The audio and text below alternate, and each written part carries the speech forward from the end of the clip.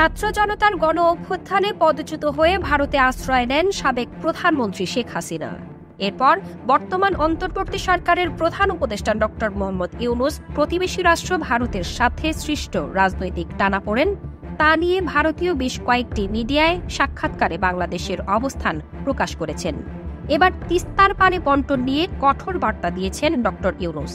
বিষয়টি দীর্ঘদিন ঝুলে থাকায় কোনো দেশেরই লাভ হচ্ছে না উল্লেখ করে পানি বণ্টনের বিষয়ে ভারতের সঙ্গে আলোচনার কথা জানিয়েছেন তিনি। গত শুক্রবার ভারতের সরকারি বার্তা সংস্থা পিটিআই প্রকাশিত এক সাক্ষাৎকারে তিনি একথা বলেন।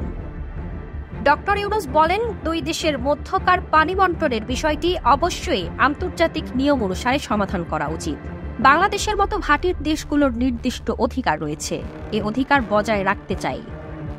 তিনি বলেন, এই ইস্যুতে বসে কোনো উদ্দেশ্য সাধন হচ্ছে না। আমি যদি জানি কি পরিমাণ পানি পাবো, যদিও আমি খুশি না হয়ে সই করি, তাও সেটিই ভালো হবে। এ সমস্যার সমাধান করতে হবে। অন্তর্বর্তীকালীন সরকার তিস্তার পানি বণ্টন চুক্তির সমস্যা দ্রুত সমাধানের জন্য চাপ দেবে কিনা এমন প্রশ্নের জবাবে তিনি বলেন, নতুন সরকার বিষয়টি নিয়ে কাজ করবে। পিটিআইকে তিনি বলেন, কোষ বা চাপ একটি বড় শব্দ, আমি এটি বলছি না, তবে আমরা বিষয়টি নিয়ে কাজ করব। আমাদের একসাথে বসে এটি সমাধান করতে হবে। 2011 সালে ভারতের তৎকালীন প্রধানমন্ত্রী মনমোহন সিংয়ের ঢাকা সফরের সময় ভারত ও বাংলাদেশ তিস্তার পানি বণ্টনের বিষয়ে একটি চুক্তি স্বাক্ষরের দ্বারপ্রান্তে ছিল। কিন্তু পশ্চিমবঙ্গের মুখ্যমন্ত্রী মমতা ব্যানার্জি তার রাজ্যে পানির ঘাটতির কথা উল্লেখ করে চুক্তিটিকে সমর্থন করতে অস্বীকার করেন।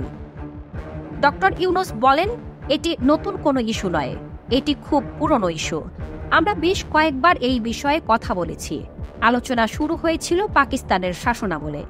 আমরা সবাই চেয়েছিলাম এই চুক্তিটি চূড়ান্ত হোক, এমনকি ভারত সরকারও এর জন্য প্রস্তুত ছিল। তবে পশ্চিমবঙ্গের রাজ্য সরকার এটি সমাধান করতে প্রস্তুত ছিল না। আমাদের এটি সমাধান করতে হবে। তিনি আরও বলেন, আমরা মানবিক ভিত্তিতে একসাথে কাজ করতে পারি এবং এই সমস্যার সমাধান করতে পারি, কারণ এটি জনসাধারণের দুর্ভোগ লাঘব করবে। এই ধরনের মানবিক পদক্ষেপ সত্যি মানুষকে সাহায্য করবে।